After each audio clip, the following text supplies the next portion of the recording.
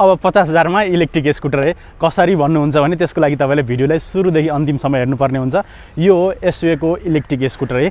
हेर्दाखेरि एकदमै स्टाइलिश र युनिक डिजाइन भएको स्कुटरको अहिले सुरुमा चाहिँ तपाईले मात्र 50,000 तिर्नुपर्ने हुन्छ। बाँकी रहेको पैसाहरू चाहिँ तपाईले किस्तामा पनि तिर्न पाउनुहुन्छ। सो त्यो कुराहरू त तपाईले सबै कुरा आजको भिडियोमा हामी जानकारी गराउने नै छौँ। सो तपाईहरु पनि हाम्रो युट्युब च्यानलमा पहिलोचोटि भिजिट गर्दै हुनुहुन्छ भने च्यानललाई सब्स्क्राइब गर्नु होला। म पंकज, तपाईले हेर्दै हुनुहुन्छ टेक्निकल बुक युट्युब च्यानल। एकदमै सस्तो प्राइसमा एउटा राम्रो स्कुटर तपाईले खोज्दै हुनुहुन्छ भने यो तपाईको लागि राम्रो अप्सन हुन सक्छ। लोकल एरियामा हिँड्नु पर्ने छ, सामानहरु बसार पसार गर्नुपर्ने छ, बिजनेस पर्पसको लागि या अफिस टु घरको लागि तपाईले स्कुटर खोज्दै हुनुहुन्छ, एउटा बजेटमा आउने स्कुटर भने चाहिँ तपाईको लागि राम्रो अप्सन देखिरहेको छु। किनभने यसको प्राइस पनि राम्रो छ, साथै तपाईले फाइनान्सको पनि सुविधा यसमा पाउनुहुन्छ। सो यो SWay इलेक्ट्रिक स्कुटर नेपालमा भित्रको लगभग 2 वर्ष जति भइसक्यो होला। सो आज चाहिँ म बल्ल रिभ्यू गर्न पाइरहेको छु। सो फर्स्टमा चाहिँ हामी कुरो गर्ने चाहिँ यसको फ्रन्ट डिजाइनबाट। फ्रन्टमा तपाईले देख्नुभयो भने एकदमै खतरा खालको रातो र कालोको कम्बिनेसन एकदम चिटिको परेको देखिन्छ। त्यसैगरी चाहिँ अर्को यहाँ चाहिँ तपाईले देख्नुभयो भने DRL विथ LED हेडलाइट चाहिँ तपाईले पाउनुहुन्छ, जहाँ चाहिँ साइडमा दुईटा DRL ले अझै एट्र्याक्टिभ बनाउँछ। रातिको यसको उज्यालो चाहिँ मलाई एकदम मन पर्यो। मैले यसको रातिको बेला पनि राइड गरेको छु। साइड लाइट इन्डिकेटरको माथि पनि तपाईले DRL को अप्सन पाउनुहुन्छ। त्यसैगरी यहाँ चाहिँ तपाईले थोरै तल आउनु भयो भने यहाँ चाहिँ तपाईले 12 इन्चको व्हील पाउनुहुन्छ र व्हील साइज बडी भएको कारणले तपाईले यहाँ चाहिँ ग्राउन्ड क्लियरेन्स पनि धेरै पाउनुहुन्छ है। यहाँ देख्नु भने ग्राउन्ड क्लियरेन्स एकदमै धेरै छ। त्यसैगरी यहाँ चाहिँ तपाईको 12 इन्ची व्हील र अर्को कुरा चाहिँ यहाँ सस्पेन्सनमा कभरको अप्सन पाउनुहुन्छ, जुन चाहिँ हिलो मैलोबाट बचाउँछ भने। अर्को यतातिर चाहिँ तपाईले एउटा ठुलो खालको डिस्क ब्रेक पाउनुहुन्छ। फ्रन्टमा डिस्क ब्रेक छ भने यसको ब्याकमा चाहिँ तपाईले ड्रम ब्रेक अप्सन पाउनुहुन्छ र यसमा चाहिँ एलो हिल विथ तपाईको यसको ट्युबलेस टायरको साथमा आउँछ। यो फ्रन्टको टोटल यस्तो डिजाइन भयो भने अब कुरो गरौँ हामी एकचोटी डिस्प्लेमा। यसको डिस्प्लेमा के अप्सनहरु देखिन्छ त्यो चाहिँ हेरौँ है। अन गरिसकेपछि यहाँ पार्किङ मोडमा जान्छ। कुनै पनि ब्रेकलाई एकचोटी थिच्नु भयो भने तपाईको पार्किङ मोड हटेर जान्छ। स्ट्यान्ड लगाइदिइसक्यो। अब जति बटारे पनि हिँड्दैन, तपाईले देख्नुभयो जति बटारे नि हिँडिरहेको छैन भने चाहिँ यसमा स्ट्यान्डको पनि तपाईले सेन्सर पाउनुहुन्छ र स्ट्यान्ड छुटाउने बित्तिकै जस्तै म बसेँ हैन, न्यू हैन, स्ट्यान्ड लगाइसकेपछि अब हिँड्दैन हेर्नु भने चाहिँ यसमा स्ट्यान्ड सेन्सर छ, जसले गर्दाखेरि तपाईलाई कतै राख्नु भयो हैन, पार्किङ गरेर राख्नु भयो भने त्यति बेला कसैले एक्सिलेटर बटार दियो भने ठुलो एक्सिडेन्ट हुन सक्छ। त्योबाट बचाउन लागि यसमा चाहिँ स्ट्यान्ड सेन्सरको अप्सन छ। त्यो कुरा एउटा प्लस पोइन्ट भयो भने यसको डिस्प्लेमा तपाईँ यहाँ चाहिँ कतिको स्पिड हिँडिरहेछ त्यो देखिन्छ। त्यसैगरी साइडमा चाहिँ फर्स्ट सेकेन्ड थर्ड गरी 3टा स्पिड मोडको तपाईले अप्सन यहाँ चाहिँ पाउनुहुन्छ। त्यसैगरी यहाँ ब्याट्री चाहिँ पोलमा देखिन्छ है, पर्सेन्टेजमा नदेखेर पोलमा देखिन्छ। किनभने लिड एसिड ब्याट्रीमा जति पनि आउँछ अहिले स्कुटर नेपालमा सबैमा पोलमै ब्याट्री देखिन्छ, पर्सेन्टेजमा देखिँदैन।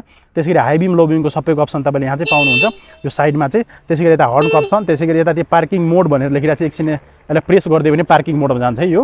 त्यसैगरी यो चाहिँ तपाईको साइड लाइट इन्डिकेटरको स्विच भयो, यतातिर तपाईको हेडलाइटको स्विच र यहाँ चाहिँ स्पिड मोड चेन्ज गर्ने स्विच चाहिँ तपाईले पाउनुहुन्छ।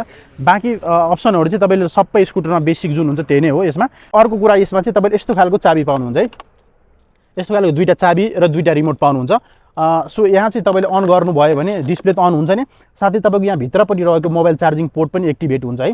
जसले गर्दाखेरि तपाईले हिँडिरहेको बेला चाहिँ तपाईले मोबाइल चार्ज गर्न मन लाग्यो भने सजिलो तरिकाले चार्ज गर्न पाउनुहुन्छ।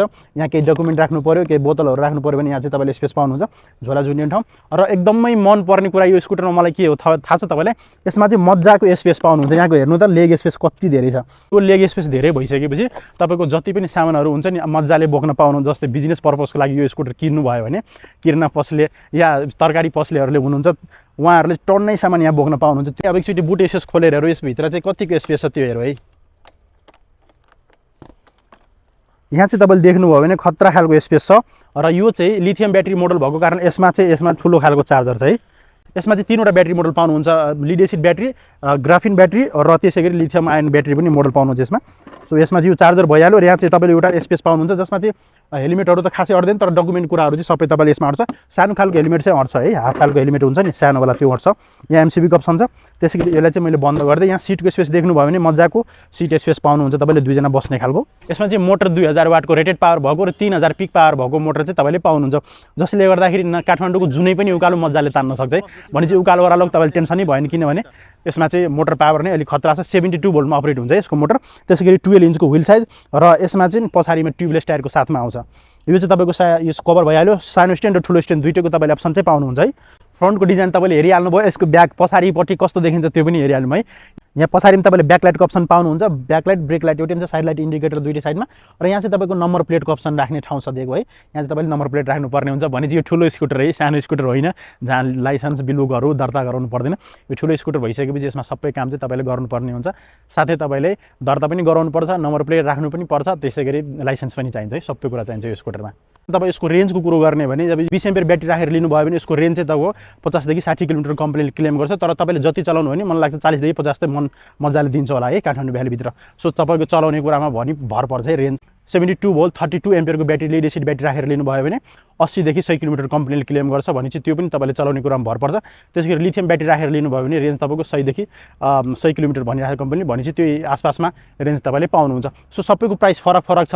तपाईँले 20 एम्पियरको ब्याट्री राखेर लिनुभयो भने यसको प्राइस चाहिँ जम्मा 1,55,000 मात्रै हो है। सो प्राइस पनि खतरा छ होइन, राम्रै छ होइन भनौँ न होइन। त्यसैगरी तपाईँले 32 को ब्याट्री राखेर लिनुभयो भने 1,75,000 मा तपाईँले आउँछ भने चाहिँ यो प्राइस पनि राम्रो लाग्यो। त्यसैगरी लिथियम ब्याट्री राखेर लिनुभयो भने 2,25,000 मा तपाईँले यो स्कुटर पाउनुहुन्छ भने सबै ब्याट्री कुरा मैले गरिहालेँ। त्यसैगरी ग्राफिन ब्याट्री राखेर लिनुभयो भने 1,95,000 मा तपाईँले यो स्कुटर आउँछ। सो अब फाइनेन्सको कुरा गरौँ है। फाइनेन्सको प्रोसेसहरू के छ? सुरुमा तपाईँले यो स्कुटर किन्दाखेरि 50,000 रुपियाँ राख्नुपर्ने हुन्छ। बाँकी रहेको पैसा चाहिँ तपाईँले जस्तै 12 महिना गराउनु भयो भने 12वटा चेक चाहिँ तपाईँले अहिले नै छोड्नुपर्ने हुन्छ। सो 12 महिना गराउनु भयो भने तपाईँले इन्ट्रेस्ट रेट पनि तिर्नु पर्दैन भने चाहिँ बाँकी कुरा चाहिँ मैले यो स्कुटर चाहिँ लगभग 1 वर्षदेखि मेरो साथीले चलाइरहेछ। त्यस्तो खासै प्रब्लम त आएन। मेरो साथीलाई मैले 1 वर्ष अगाडि दुईजना साथीले किनाइदिएको है यो स्कुटर SWayको। सो दुईजना साथीले एउटा चाहिँ अफिसियल युजको लागि युज गर्छन्, उहाँको कबारा जस्तो बनाइसकेको छ भनौँ न। अलि त्यसैगरी एउटा साथीले चाहिँ घरमा आफ्नै पर्सनल युज गर्नुहुन्छ, कसैलाई दिनुहुन्न। उहाँको स्कुटर चाहिँ एकदमै राम्रो छ भने चाहिँ तपाईँले कसरी चलाउनुहुन्छ भन्ने कुरामा पनि भर पर्छ है। सो तपाईँले कसरी चलाउनुहुन्छ। बाँकी रहेको कुरा जस्तै अब लिड एसिड ब्याट्री राखेर लिनुभयो भने 1 वर्षको कम्पनीले वारेन्टी दिन्छ तपाईँलाई। त्यसैगरी तपाईँले लिथियम ब्याट्री राखेर लिनुभयो भने 2 वर्षको वारेन्टी तपाईँले पाउनुहुन्छ यो SWay इलेक्ट्रिक स्कुटरमा। बाँकी तपाईँले कस्तो लाग्यो कुराहरू होइन, रेन्जको कुरा थाहा पाउनुभयो, मोटरको कुराहरू थाहा पाउनुभयो। बाँकी चार्ज गर्न तपाईँले घरमा मजाले चार्ज गर्न पाउनुहुन्छ, चार्जिङ स्टेसन खोजिराख्नु पर्दैन। भने चाहिँ इलेक्ट्रिकमा अझै पनि मलाई साथीहरूले फोन गर्दाखेरि के चार्जिङ स्टेसन चाहिन्छ र यसको लागि भनेर सोधिराखे।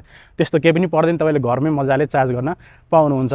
सो घरमै चार्ज गर्नुहोस्। र एउटा कुरा मैले भन्न अघि के बिर्सिरहेको छु भने तपाईँको जुन मैले भने 50,000 अहिले तिर्नुहोस्, बाँकी रहेको 8,000 समथिङ तपाईँले तिर्नुपर्छ नि यो स्कुटर किन्दाखेरि।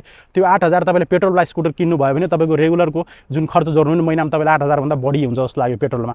सो त्यो त्यताको पेट्रोलमा तिर्ने पैसा चाहिँ तपाईँले यता तिर्नुभयो भने ठ्याक्कै तपाईँको म्याच हुन्छ भने चाहिँ तपाईँले पेट्रोलवाला स्कुटरमा जुन पेट्रोल खर्च गर्नुहुन्छ त्यो बरु पैसा चाहिँ यतातिर दिनुभयो भने तपाईँलाई बेस्ट हुन्छ जस्तो लागिरहेको छ। मेरो कुरा सायद बुझ्नु भएन होला। एकचोटि राम्रोसँग भिडियो फेरिदेखि सुरुदेखि अन्तिमसम्म हेर्नु भने फेरि बुझ्नुहुन्छ।